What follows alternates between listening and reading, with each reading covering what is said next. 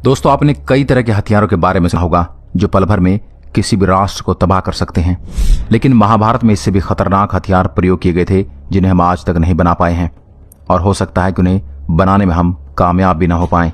वो ऐसे हथियार थे जो अपने टारगेट को नष्ट करने के बाद वापस आ सकते थे।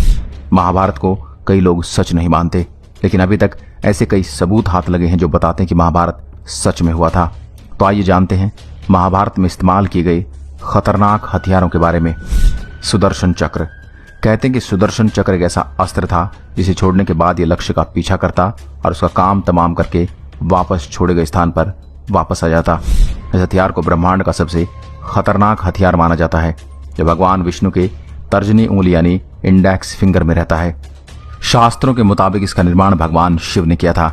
सुदर्शन चक्र को पाने के लिए भगवान विष्णु ने हजारों साल तक कठोर तपस्या की, जिससे प्रसन्न होकर भगवान शिव ने उन्हें वरदान मांगने को कहा। तब भगवान विष्णु ने एक ऐसा खतरनाक हथियार मांगा जिससे ब्रह्मांड में मौजूद हर राक्षस को मारा जा सके। ब्रह्मास्त्र।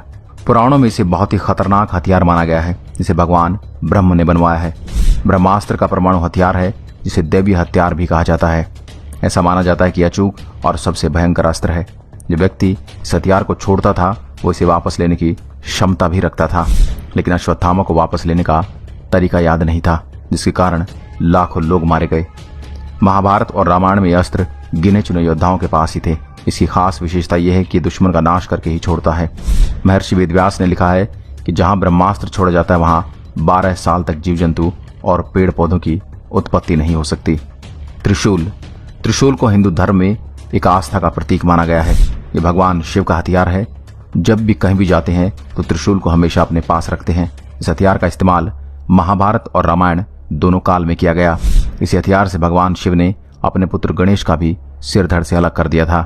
भाले की तरह दिखने वाले इस त्रिशूल में आगे की ओर 3 तेज धार चाकू लगे होते हैं। वज्र।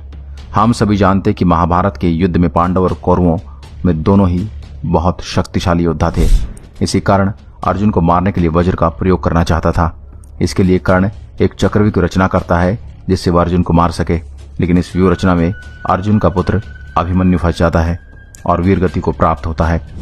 बाद में जब सभी पांडव अभिमन्यु का अंतिम संस्कार कर रहे थे तो भगवान कृष्ण को पता चल जाता है कि कौरव रात में पांडव पर हमला करके उन्हें मारने का षड्यंत्र रच रहे हैं। इस बात को जानकर वे भीम के पुत्र घटोत्कच को बुलाने को कहते हैं, क्योंकि रात के समय राक्षसों की शक्ति बढ़ जाती है। ऐसे में जब कौरव पांडव पर हमला करते हैं तो घटोत्कच उन पर काल बनकर टूट पड़ता है। कौरव को जब अपनी हार होती दिखती है तो दुर्योधन घटोत्कच पर वज्र का इस्तेमाल करता है। पशुपतास्त्र।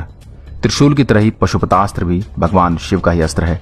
इस हथियार को बहुत ही विनाशकारी माना जाता है। कहा जाता है कि इतना घातक कि पूरी सृष्टि को नष्ट करने की क्षमता रखता है। ये दिखने में एक तीर की तरह होता है जिसको चलाने के लिए धनुष का प्रयोग किया जाता है। ये बाण महाभारत में केवल अर्जुन के पास ही था। ये वो हथियार हैं जो मंत्रों से चलाए जाते हैं, एक दैवीय हथियार हैं। नारायणास्त्र। नारायणास्त्र भगवान विष्णु का ही एक प्रमुख हथियार है। यह अस्त्र भी पशुपतास्त्र के समान खतरनाक है। इस बाण को चलाने के लिए दुनिया में कोई भी शक्ति इसका मुकाबला नहीं कर सकती। इसको रोकने का केवल एक ही उपाय है कि शत्रु अपने अस्त्र छोड़कर नम्रतापूर्वक इसके सामने अपना सिर झुका ले। इसके सामने झुक जाने पर यह अपना प्रभाव नहीं करता। ब्रह्मशिरा। यह भगवान ब्रह्मा के द्वारा बनाए गए हथियारों में से एक है जो ब्रह्मास्त्र से 4 गुना ज्यादा शक्तिशाली था। दोस्तों, ये कोई ऐसे हथियार नहीं थे जो किसी को भी आसानी से मिल जाएं। इसके लिए इन लोगों को कठोर तप करना पड़ता था, तब जाकर उन्हें ये हथियार प्राप्त हुए थे।